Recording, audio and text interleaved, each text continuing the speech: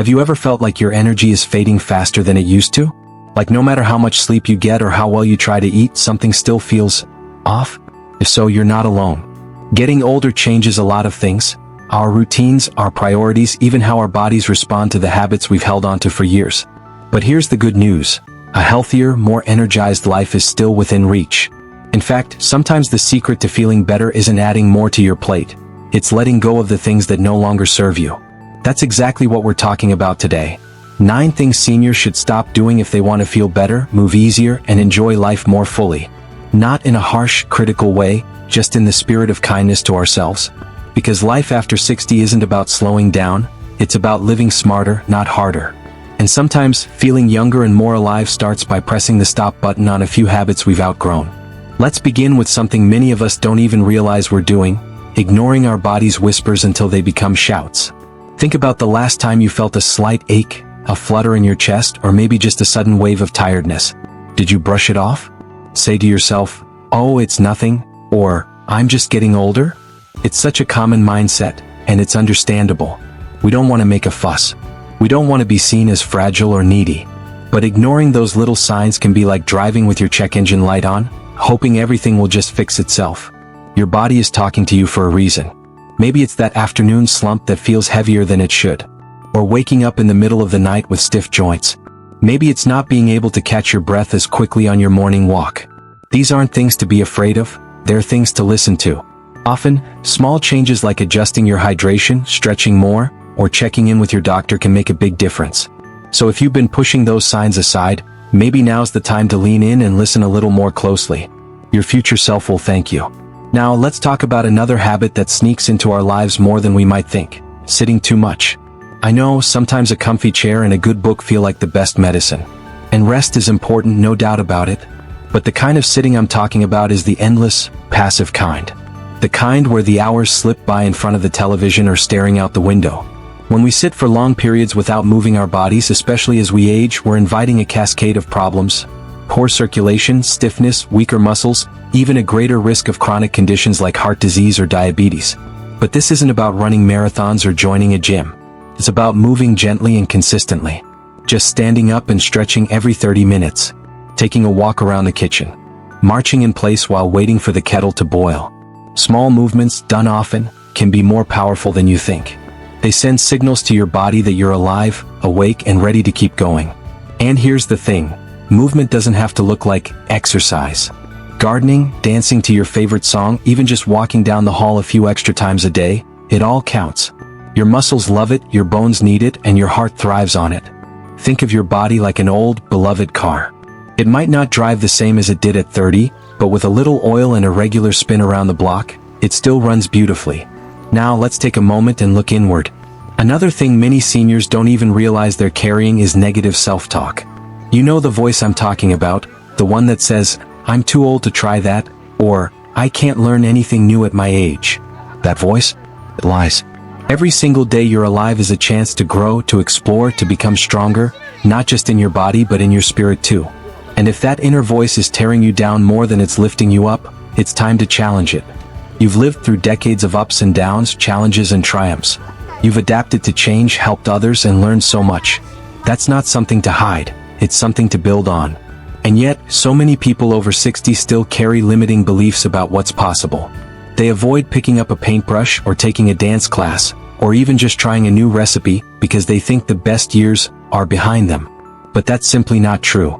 In fact, many people find their 60s, 70s, and beyond to be their most fulfilling years, once they stop letting that voice of doubt run the show. It might take a little practice. It might feel uncomfortable at first. But replacing "I can't" with "I'll try" opens the door to so many beautiful experiences. Start small if you need to. Say yes to something that scares you just a little. You might be surprised by how good it feels. So far, we've talked about the importance of tuning into your body, getting out of that chair a little more, and letting go of that negative voice that tells you to shrink instead of shine. These may sound simple, but they're powerful shifts. Shifts that, when practiced day by day, start to build a life that feels more energized, more joyful, and more your own. And we're just getting started. Because the truth is, a healthier life after 60 isn't about chasing perfection. It's about making space. Space for better habits, for more peace of mind, for movement, connection, and joy. That space starts to grow the moment you stop clinging to the things that no longer support your well-being. Now that we've explored a few of these habits, let's keep the momentum going and look deeper into how a few more subtle changes can bring about even more vibrant health and happiness.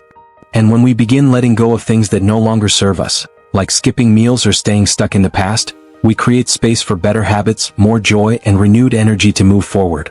Now, speaking of energy, let's take a look at something that can quietly drain it more than we realize: sitting too much. You know, it's easy to slip into a routine where we spend most of the day in a chair. Whether it's reading a book, watching our favorite TV show, or just relaxing on the porch, sitting becomes the default. And yes, resting is important, but when we sit for hours on end, our muscles stiffen, our circulation slows, and even our mood can dip. Our bodies were made to move, gently, consistently, and regularly. I'm not saying you need to join a gym or start running marathons. Far from it.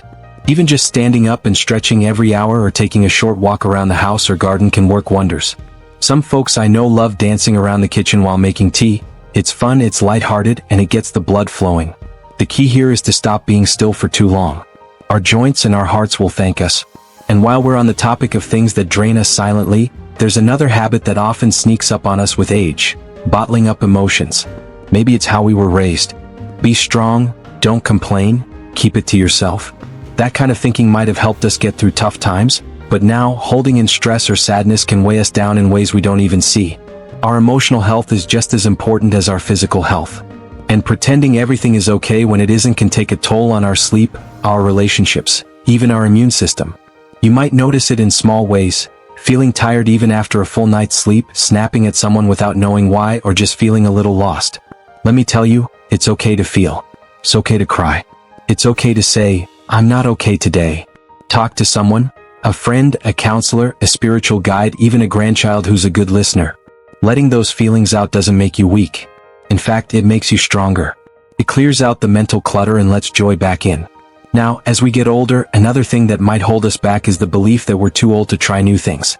That quiet voice that says, "Why bother?" or "I'm too old to learn that." But think about it. How many things have you done in life that you had never tried before until the day you did? Learning, growing, and discovering doesn't have an expiration date. It's not just for the young. It's for the curious, the open-minded, the brave. I met a gentleman the other week. He's 74, and he just started painting. Never held a brush before. But now, his kitchen wall is lined with these joyful, colorful scenes of gardens, lakes, even a silly portrait of his dog in a top hat. He doesn't care if it's good or perfect. He's having fun. That's the beauty of it. When we stop telling ourselves that it's too late, we give ourselves permission to feel alive again. Whether it's learning a new recipe, starting a puzzle, joining a book club, or just taking a different walking route than usual, trying something new keeps the brain sharp, the heart hopeful, and the days more interesting. And one more thing I've seen trip up many good people is comparing themselves to others. Especially now, with social media and photos of seemingly perfect families, smiling faces, and dream vacations, it's easy to fall into the trap of thinking, "Why doesn't my life look like that?" But remember, people share their highlights, not their heartaches. Behind every smile is a story, and behind every perfect picture is a little mess cropped out of the frame. Your life, just as it is right now, is valuable. Your journey is meaningful. Your moments matter. There's no race to run, no finish line to beat someone else to. Stop comparing and start celebrating what you have. That old friend who still calls every Sunday. That favorite chair by the window. That one flower in the garden that just keeps blooming no matter what. You are enough. Always have been. Always will be. So, as we've been gently peeling away some of these hidden habits, sitting too much, holding in our feelings, doubting our potential, and comparing our journey, we begin to see what's really been holding us back. And it's not age. It's not time. It's not ability. Most often, it's the quiet habits we carry without even noticing. But the beautiful thing is, we can let them go. Not all at once, not perfectly, but piece by piece. And with every habit we leave behind, we make space for something better to take root.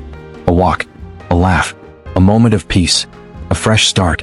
Now that we've gently opened this space, let's keep going. There's still more to uncover together. And with each small change, we begin to notice how much lighter life feels. Like we've taken off a heavy coat we didn't even realize we were wearing. That coat might have been woven from years of old habits, quiet doubts, or simply not knowing we could choose differently. But now that we've started peeling it off, we can take an even deeper breath and look at one more thing we might want to stop doing for a healthier, more peaceful life. overcommitting ourselves? It might sound surprising, but many older adults feel pressure to say yes to family events, to babysitting grandkids, to helping neighbors or church groups, even when they're tired or stretched thin. And of course, helping others is beautiful. It's a gift. But too often we forget that our energy isn't endless. Just because we have a free afternoon doesn't mean it has to be filled with something. Saying yes all the time can leave us drained. It can sneak in resentment, and before we know it, we're giving from an empty cup. So it's okay, really it's more than okay, to say no sometimes. To rest. To recharge. To read that book you've been meaning to finish. Or just sit and listen to the breeze. One woman I spoke with told me something lovely. She said, "I used to feel guilty for saying no. Now I feel proud that I've learned to listen to my limits." That's wisdom. It's knowing your value isn't tied to how busy you are. In fact, some of the healthiest people I know are the ones who've learned to set gentle, loving boundaries around their time and energy. Now, there's something else many of us have carried with us for too long, and it's not visible like extra weight or a calendar full of plans. It's holding on to guilt. That kind of heavy, quiet guilt over things we did or didn't do decades ago. A relationship we didn't repair. A mistake we made as a parent. Words we wish we'd said or never said. We all have regrets. That's part of being human. But here's the truth. Carrying guilt doesn't fix the past. It only steals the present. If there's something you still need to make right, by all means take that step. Make the call. Write the letter. But if it's something out of your hands, something long gone, then maybe it's time to forgive yourself. That younger version of you did the best they could with what they knew at the time. And just as you show kindness to others, it's time to show that same kindness to yourself. Release the guilt. You deserve peace. Not because you're perfect, but because no one is. And while we're on the path of freeing ourselves, there's one more thing we should talk about. It might be the sneakiest habit of all, ignoring or brushing off small health concerns. It's easy to do.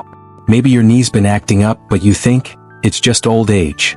Or your digestion isn't what it used to be, but you figure that's just part of getting older. And sure, changes come with age, but ignoring your body's signals isn't the answer. Your body is talking to you. Gently at first, then louder if you don't listen. That twinge in your back? That dizzy spell when you stand too fast? They're not things to brush off. They're invitations to check in, to see a doctor, to ask questions, to be proactive instead of reactive. The most vibrant seniors I know are the ones who treat their health like a garden. They tend it daily even when things seem fine. Because here's the thing, catching a small issue early can prevent it from becoming a big issue later. It's not about living in fear. It's about living in partnership with your body and treating it with the same care you'd give to someone you love. You are worth that care. You are worth that attention. And maybe more than anything, what we all need to stop doing is waiting. Waiting to feel better. Waiting for the right time to start. Waiting until things calm down, until we feel more motivated, more prepared, more confident. But life is happening now. Health happens now. Joy happens now. You don't need permission. You don't need to have it all figured out. You just need to begin with one small change, one new habit, one stop behavior that no longer serves you. There's a quiet strength in saying, "I'm ready to live better now." It doesn't matter what yesterday looked like. It doesn't matter how many times you've tried before. What matters is this moment and what you choose to do with it. So if something in your heart is whispering, "Yes, this feels right," follow that. It's never too late to choose health, peace, and joy. Never too late to feel alive again. Never too late to take your next step toward the life you deserve.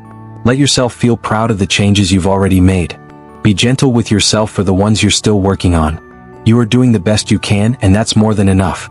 And as we wrap up this conversation, I want to leave you with something simple, but powerful. Your life is valuable not because of what you do or how productive you are, but because you are here. And every moment you spend taking care of yourself is a moment well spent. Here's to fewer burdens, more lightness, and a heart full of hope as you keep walking your path, one step at a time. One step at a time. That's all it takes. Because the truth is, real health doesn't come from giant leaps or dramatic changes overnight. It comes from consistent, gentle steps in the right direction.